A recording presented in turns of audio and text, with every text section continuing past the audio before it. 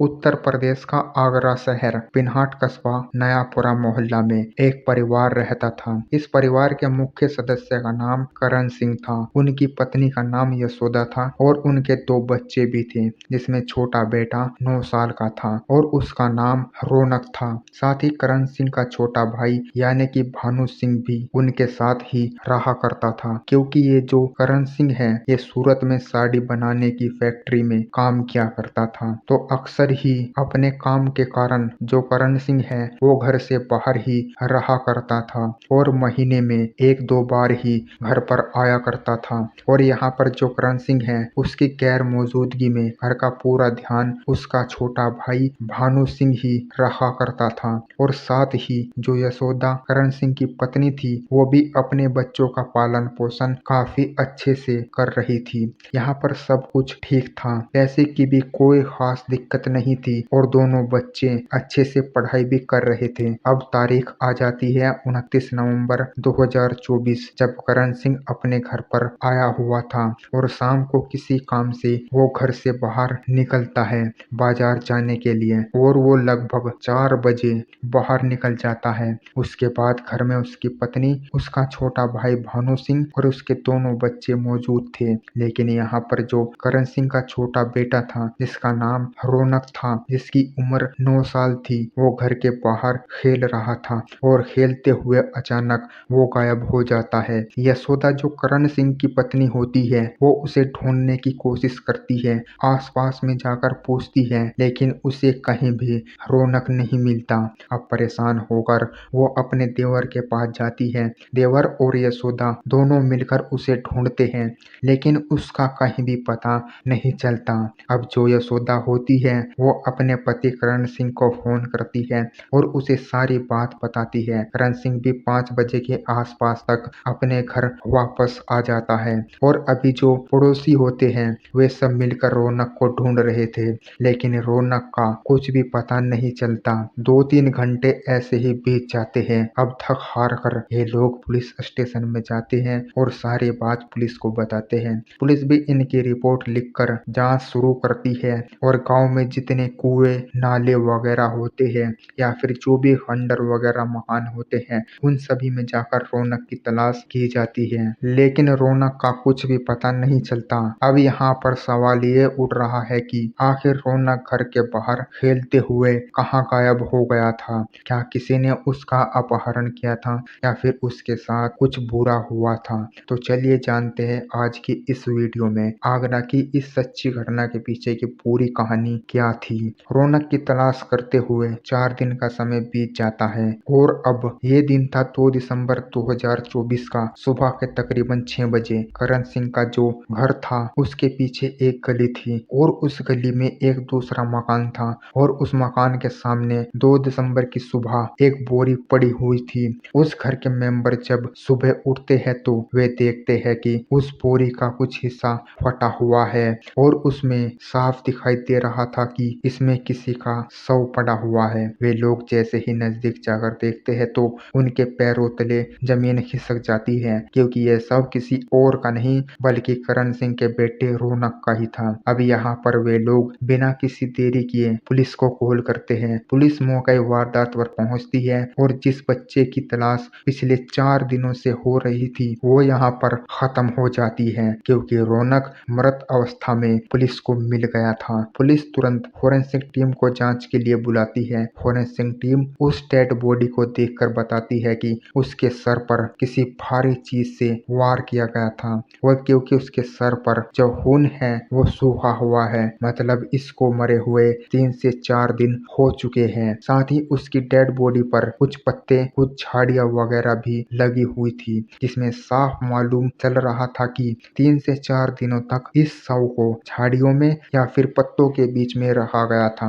अब पुलिस यहाँ पर अपनी जांच शुरू करती है, क्योंकि अभी तक यह मामला जो है इसको पुलिस बहुत सीरियसली नहीं ले रही थी, लेकिन डेड बॉडी मिलने के बाद यह मामला काफी ज्यादा सीरियस हो जाता है और पुलिस यहाँ पर फोरेंसिक टीम की मदद से जुटाए सबूतों के आधार पर जांच शुरू करती है। साथ ही डेड बॉडी को पोस्टमार्टम के लिए भी भेज देती है। अब जब करण सिंह के परिवार से बात की जाती है तो वो बताते हैं कि कि जिस घर के सामने ये डेड बॉडी मिली है उनके बेटे की उस परिवार के साथ उनकी पहले से ही कुछ अनबन थी। यानी कि जो करण सिंह और उसका जो परिवार था उसका शक अपने पड़ोसियों की तरफ जा रहा था।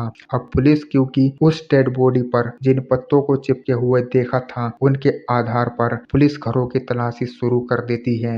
वो आस पड़ोस में जाकर ढूंढती है कि क्या किसी ने घर में ऐसे पत्ते वगैरह या झाड़ियां रखी हुई हैं। सभी की छतों पर तलाश की जाती है लेकिन आसपास के सभी घरों की तलाशी करने के बाद भी पुलिस के हाथ यहाँ पर कुछ भी नहीं लगता। अब पुलिस यहाँ पर करण सिंह के परिवार के बताए अनुसार काफी लोगों से पूछताछ करती है लेकिन इस पूछताछ में उन्हें कुछ भी हासिल नहीं होता। और इसी बीच में जो रौनक है उसकी पोस्टमार्टम रिपोर्ट भी आ जाती है। पोस्टमार्टम रिपोर्ट में साफ होता है कि 29 दिसंबर 2024 की शाम तकरीबन 3 बजे के आसपास ही इस बच्चे की हत्या की गई थी। इसके सिर पर किसी भारी चीज से वार किया गया था जिसके कारण इसकी ऑन द स्पॉट मौत हो गई थी। अब यहाँ पर जो पुलिस है वो करण सिंह के परिवार के साथ साथ पड़ोसियों से भी जांच कर रही थी लेकिन पुलिस को यहाँ पर कोई भी लीड नहीं मिल रही थी। अब इसी जांच में पुलिस एक चीज नोटिस करती है कि इस पूरे मामले में जो रौनक है वो बच्चा सिर्फ 9 साल का था। उसकी माँ का व्यवहार भी थोड़ा सा अलग था। यानी कि जिस तरह से नॉर्मल व्यवहार होना चाहिए था वैसा नहीं था और पुलिस इसी बात को नोटिस कर लेती है। अब वो कहती है कि हमने आसपास के सभी लोगों के घरों की तलाशी की, खेतों में तलाशी ली, कहीं कुछ नहीं मिला लेकिन हमने करण सिंह के घर की तलाशी नहीं ली। और इसी के चलते जो पुलिस है वो फोरेंसिक टीम के साथ में लेकर करण सिंह के घर की तलाशी शुरू कर देती है। और यहाँ पर पुलिस को एक सबसे बड़ी लीड ये मिलती है कि करण सिंह के घर में जो उसका छोटा भाई रहता था उसका नाम भानु सिंह था। उसके कमरे से एक बच्चे का बलियान मिलता है और जो खून से सना हुआ था और ये बनियान किसी और का नहीं बल्कि उसी 9 साल के बच्चे रौनक का था।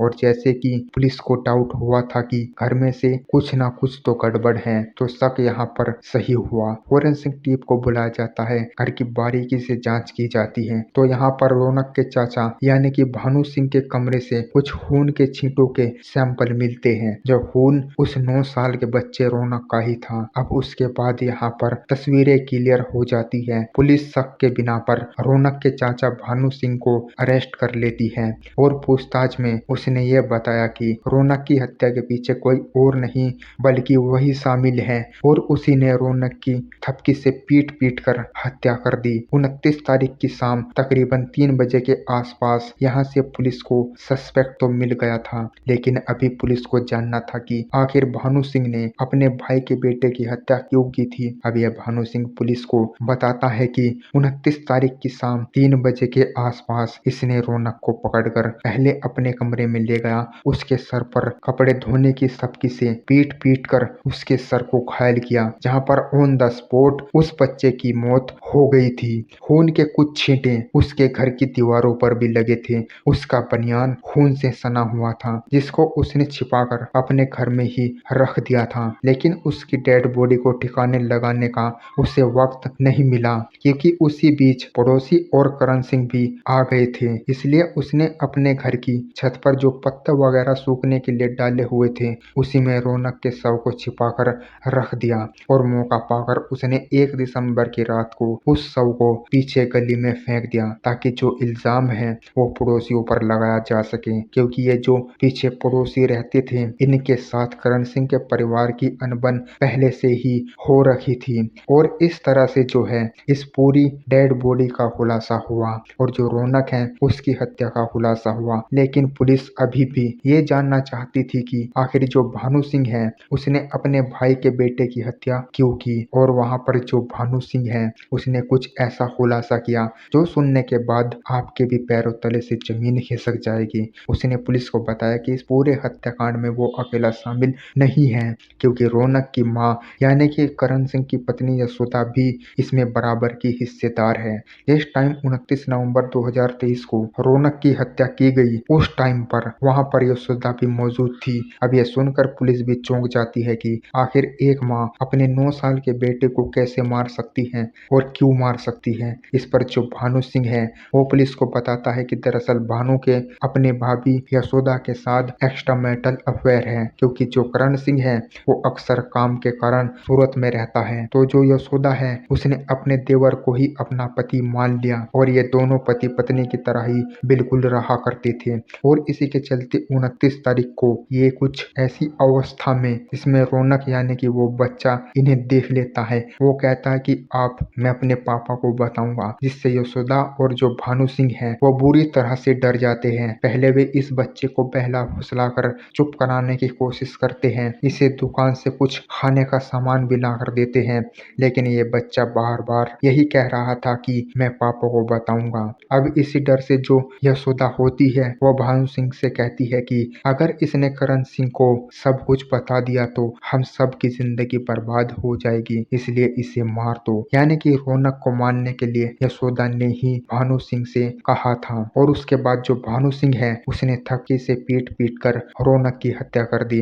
और उसके बाद कैसे इन्होंने डेड बॉडी को छिपाया वो मैंने आपको शुरुआत में ही बता दिया था। अब पुलिस को जो यशोदा है उसके हाव भाव कुछ अलग लग रहे थे, इसलिए पुलिस को इस पर शक हुआ। इसके चलते इस पूरे मामले का खुलासा हुआ। सबूत के तौर पर पुलिस को यहाँ पर कमरे से मिले ब्लड सैंपल के साथ ही वो थप्पी भी बरामद हुई, जिससे पीट पीट कर बच्चे की हत्या की गई थी। खून से सना बनियान और जो एक टब है जिसमें इसकी डेड बॉडी को पहले छिपाया गया था वो भी पुलिस ने बरामद कर लिया। और यहाँ पर यशोदा और उसके देवर भानु सिंह को गिरफ्तार करके जेल में भेज दिया गया। अब इस केस पर आगे कार्रवाई होगी और फ्यूचर में इन्हें सजा भी मिलेगी।